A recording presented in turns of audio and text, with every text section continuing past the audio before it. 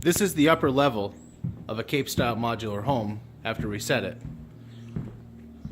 The exterior knee walls are in place, bringing you up to your angled ceiling, which brings you across to your collar ties, which will form your completed ceiling.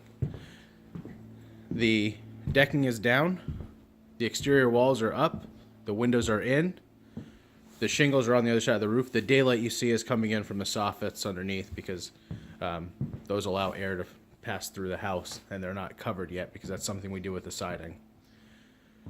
These walls right here form your stairwell to go to the lower level. Some of the houses require, you can't see it from here, this is a pretty steep step because this is one box of the house on this side of where we are. Then back here is the other side. So now that the house is set, we have structure under here and structure under here. Whoever's finishing the upstairs will actually cut a stair into here, box that out, and put one more tread. There's actually another tread that was shipped with the house as well. So you'll see behind these knee walls, everything's insulated.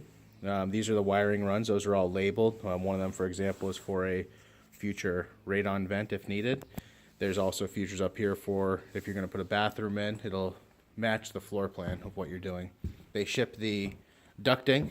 This here ducting is for the range hood, which goes just over the kitchen on that side. There's either a drain or a vent. I'm not sure without looking at the plan what that is, but that's how they run their futures so that you don't have to do any work inside of the module underneath. Everything is accessed from up here or down in the basement. One other thing we can build into these houses is a chase. I'm not sure if you'll be able to see, but this chase runs all the way down to the basement. That shiny surface you're seeing at the very bottom is the concrete floor underneath. That's for running. You can run a number of things through there. You can run up your HVAC ducts. It's insulated. You can run wires. You can run plumbing. But most of that stuff is already figured into the actual floor plan with the exception of the ducting. You'll see some holes on the underside of the roof. These we shingle over when we set the house, but they actually have boots on the other side of them. These are for venting things such as your bathroom fans. The master bathroom and the utility room is under this side of the house. So we have ducts here. These ducts will actually connect here. This pipe here must be a vent. This will come up, go through the roof there. We even ship the covers for the outside.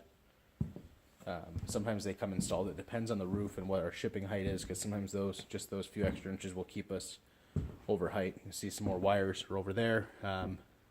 All these wires are labeled and marked. They're easy to connect, and they go right down to the panel box in the basement. This is a dormer. This one here is an 18-foot wide reduced height dormer. It's held in a couple feet from the edge of the house. I'll show you some pictures of that in another video. Minus the trash. This will be out of here. Probably end up we'll do a little bit of editing, I guess. Maybe do it up here. Over here you see there's some dead space. I like to suggest that people insulate all the way out. They insulate the roof surface. They insulate these walls. Using some kind of a closed cell spray foam is the best way to do it. You can insulate with fiberglass.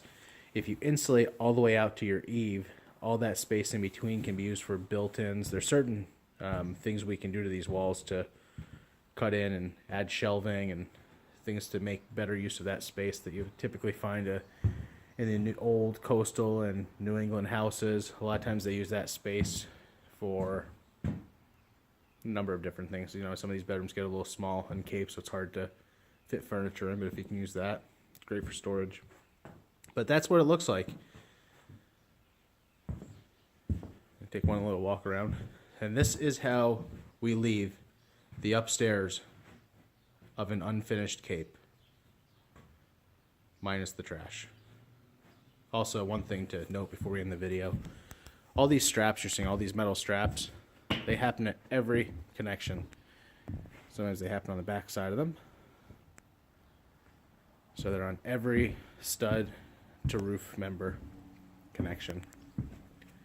Even these ones way down here, they're just on the back side. And then same thing on the other side. That's high wind zone bracing. And then these walls are what we call our Cape close-off package. There's actually a door that you would typically put up top here if you're not going to finish this. We suggest insulating these walls, putting up a door, and insulating even the ceiling above it. Because right now, this floor actually has insulation underneath it as well. So if you wanted to, if you insulate these walls here, put in a thermal rated door, insulate the ceiling above it, you could just leave this space for storage. You could finish it off in the future. There's a lot of things you could do. So hopefully this gives you a better idea of what a Cape style home looks like on the upper level. We do get a lot of questions from clients and a lot of confusion as well as to what's included and what's not included. What you're seeing is exactly what's included, plus or minus some space and maybe a different layout.